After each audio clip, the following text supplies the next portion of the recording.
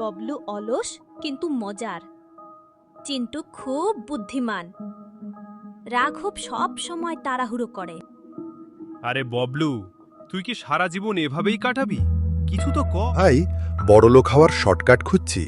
কাজ করতে গেলে তো ঘাম ঝরবে, আর ঘামলে ডিহাইড্রেশন হয়। তোর যা লজিক।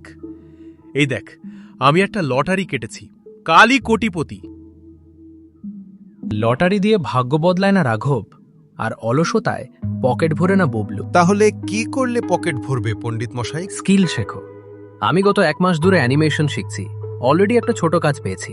পরিশ্রম আর সঠিক বুদ্ধি আসল ম্যাজিক। কয়েক মাস পর রাঘব লটারিতে হেরে হতাশ, আর ববলু এখনো ঘুমাচ্ছে।